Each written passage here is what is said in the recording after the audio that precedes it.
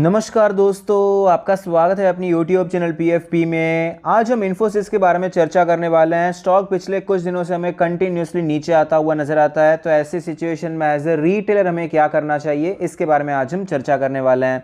सबसे पहले कंपनी के फाइनेंशियल ट्रेंड पे नजर डाल देते हैं। रेवेन्यू प्रॉफिट कंटिन्यूसली ऊपर जा रहा है। 2022 में ऑल टाइम हाई रेवेन्यू और प्रॉफिट दिखाई पड़ता है, जो कि क्लियरली बहुत ही अच्छी बात है। तो फाइनेंशियल ट्रेंड तो हेल्दी नजर आता है। रिटर्न रेशियोज के बारे में बात करें, ROE 29% है, ROC 36% है, ROA 19% है। रिटर्न रेशियोज बहुत ही अच्छे हैं और पिछले साल के मुकाबले इंप्रूव भी हुए हैं। लेवरेज रेशियो के बारे में बात करें तो डेट टू इक्विटी 0 है, कंपनी पर कोई कर्जा नहीं है। इंटरेस्ट कवरेज रेशियो 169 का है, तो लेवरेज रेशियो भी क्लियरली बहुत ही अच्छे नजर आते हैं।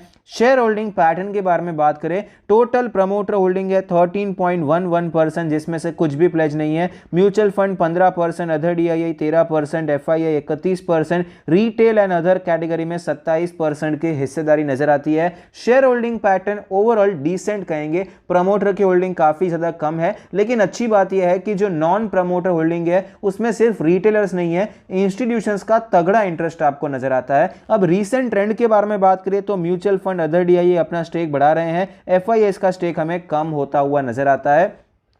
तो रीसेंट ट्रेंड में मिक्स सिग्नल्स हैं, कुछ यहां पर निकल रहे हैं, कुछ यहां पर आपको एंटर होते हुए नजर आते हैं, तो कोई घबराने वाली सिचुएशन नहीं है। वैल्यूएशन के बारे में बात करें तो PE रेशियो 28 का है, जो कि हिस्टोरिकली एवरेज साइड पे है। सेक्टर के मुकाबले थोड़ा सा सस्ता है, बाकी सेक्टर के साथ ही चल रहा है ऐसा हम मान सकते हैं। 8.5 का प्राइस टू बुक रेशियो है, जो कि हिस्टोरिकली एवरेज साइड पे है। तो वैल्यूएशन ना ही सस्ता है ना ही बहुत महंगा है, आपको सेक्टर के साथ डिसेंट वैल्यूएशन पे स्टॉक ट्रेड करता हुआ नजर आता है।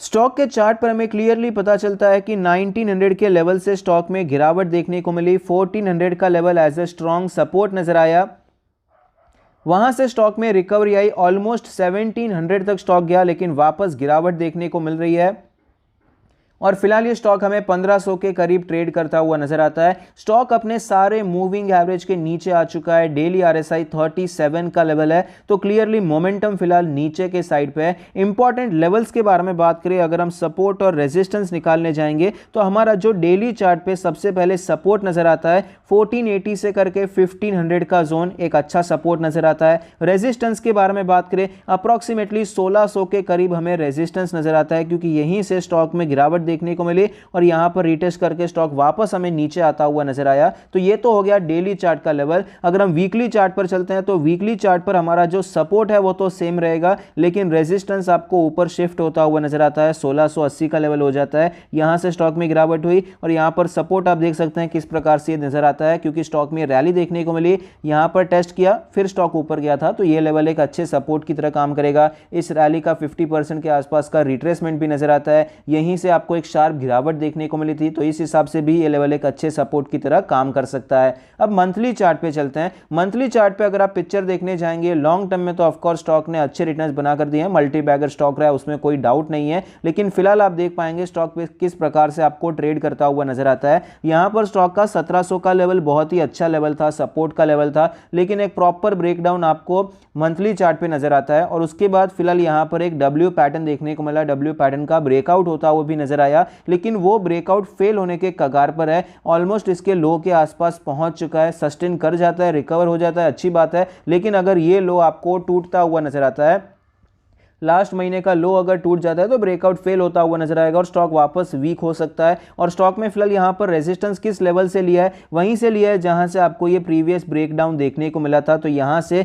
रेजिस्टेंस लेके स्टॉक नीचे आया। अब ये इंपॉर्टेंट मेक और ब्रेक लेवल है, सस्टेन कर जाता है तो स्टॉक और ऊपर जा सकता है, सस्टेन नहीं करता है तो स्टॉक में आपको गिरावट देखने को मिल सकती है और प्रोबेबली ये लेवल भी आपको टूटता हुआ नजर आ सकता है। तो अब ऐसी सिचुएशन में करना क्या चाहिए? अगर हम स्विंग ट्रेडर हैं, स्विंग ट्रेड करना चाहते हैं, तो आप देख सकते हैं आज ये सपोर्ट पर आपको एक डोजी टाइप की कैंडल नजर आई है। अगर इसका हाई क्रॉस होता है आप खरीदारी कर सकते हैं 1600 के टारगेट के लिए, 1580 1600 के टारगेट के लिए आप खरीदारी कर सकते हैं। लो के नीचे आप स्टॉप लॉस रख सकते हैं। वीकली चार्ट पर चलते हैं। पोजिशनल ट्रेड के बारे में बात करें तो पोजिशनल ट्रेड पे अगर आपको याद होगा तो हमने इन्फोसिस में और TCS दोनों में इस लेवल पर पोजिशनल ट्रेड डिस्कस किया था। स्ट्रेंथ बिल्कुल भी नहीं थी, लेकिन फिर भी हमने डिस्कस किया क्योंकि लेवल बहुत ही अच्छा था और एक अच्छी रैली भी देखने को मिली। तो अब किस प्रकार से प्लान होना करना चाहिए। अगर आपने यहाँ पर पोजिशनल ट्रेड इनिशिएट किया हुआ है तो आप यहाँ पर क्वांटिटी ऐड करने के बारे में सोच सकते हैं। ऐड कैसे करना है, यहाँ पर अगर वीकली चार्ट पे आपको एक अच्छी कैंडल का फॉर्मेशन होता हुआ नजर आता है तो नेक्स्ट वीक आप यहां पर ऐड करने के बारे में सोच सकते हैं।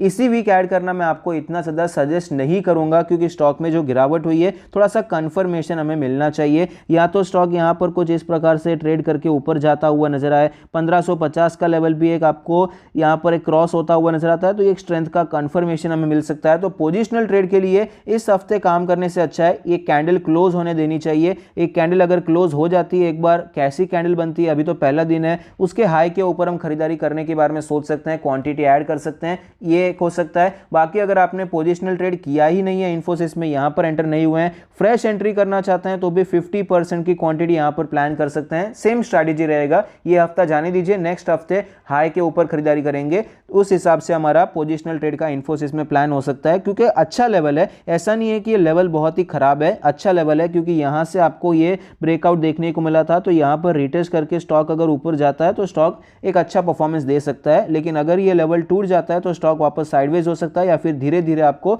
नीचे आता हुआ नजर आ सकता है। ये क्या सिनेरियो हो सकता है। तो यहां पर रिस्क रिवॉर्ड रेशियो, प्रोबेबिलिटी सब कुछ अच्छे से बैठ रहा है, तो यहां पर ट्राई करने के बारे में सोच सकते हैं। बाकी लॉन्ग टर्म के लिए भी इन्फोसिस एक अच्छे लेवल पे एक्यूमुलेशन करना चाहे तो करंट मार्केट प्राइस पे भी करने के बारे में सोचा जा सकता है। आई होप आपको वीडियो पसंद आता है, कुछ सीखने को मिलता है। Thank you, stay happy, happy investing.